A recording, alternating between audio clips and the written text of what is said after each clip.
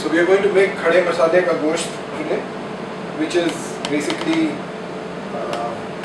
1 kilo of mutton cut into medium-sized bits and on the bone.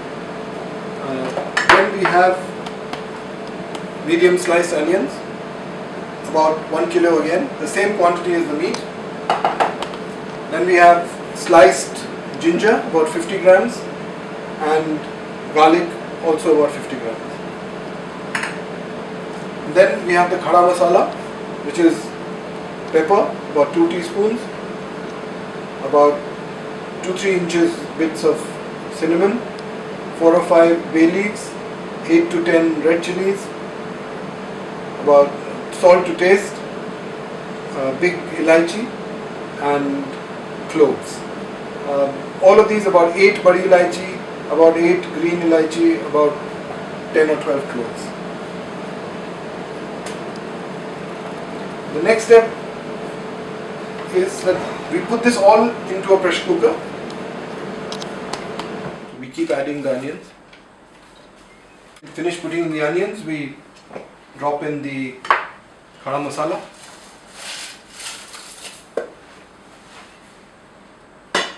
Then we put in the meat. And lastly we just drop in the ginger and garlic. Now into this you put oil, basically any I'm using grapeseed oil, but you could use sunflower or you could use peanut oil. About a cup of oil.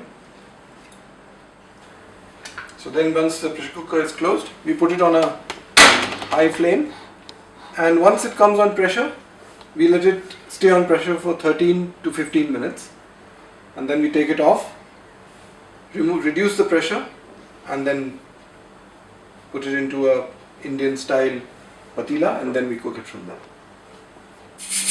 Okay, now the meat has been pressure cooking for about 13 to 15 minutes.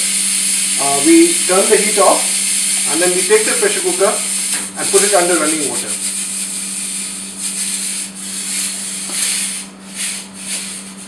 So we take it under the tap and we run the tap over it. What this does is it allows us to open the pressure cooker before the steam has come out slowly, naturally. The idea is to get the meat out while it's still hot. So as you can see, the meat has been browning in its own oil, in the onion juice and oil. So it's now down to this stage. Okay, now we transfer the meat from the pressure cooker into a patila, which is basically, I'm using an Indian copper patila which has been tinned on the inside. And then we light the fire, and then we start browning the meat till it becomes of a nice and brown consistency. Now we start browning the meat. First it will just simmer down. I mean, basically on high heat, the moisture in this patila will evaporate till you are left with a thickish mixture at the bottom of the pan, and then we keep on browning it till the oil separates from the meat. This process can take anywhere up to 20 to 30 minutes. Okay, this is now about 10 to 12 minutes after we started stirring the Khara Masala Gosht in the patila. It's about 10 minutes. You can see it's been reduced to a thickish paste now, but now we have to reduce the flame and begin the browning process. Browning means we have to keep on stirring it, using the spoon to remove the parts of the masala which are sticking to the bottom of the pan, and keep on doing that until the water and the oil and the meat separate. Okay, now it's about 20 to 25 minutes since we started the browning process, and as you can see, the meat is now starting to adhere to the bottom of the pan. To release the masala from the pan, you have to put in a teaspoon of water and then keep scraping the pan. And you'll see that the pan is completely free of the sticky masala. And you have to repeat this process up to 4 times before the meat is completely done. Okay, we are now reaching the end of the browning process. As you can see, now we take a cup of hot water and add it to the mixture. Make sure that you scrape the sides of the vessel as well as the last remnants of the sticky masala from the bottom of the pan. Okay, so we moved it to the slow burner, the low heat burner, and reduced the heat to the bare minimum.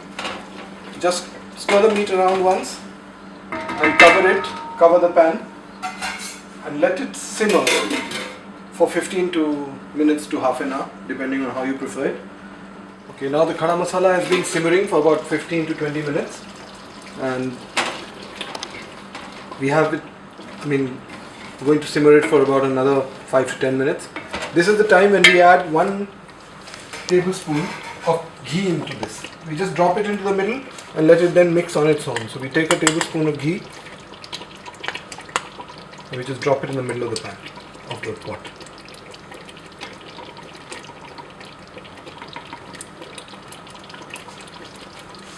And we cover the pot again and let it simmer. Okay, now the khara masala is done. It's been simmering for about half an hour. It's become a nice thick paste and we'll now move it into a dish. Okay, so now we are ready to pour it into a dish and our khara masala is ready.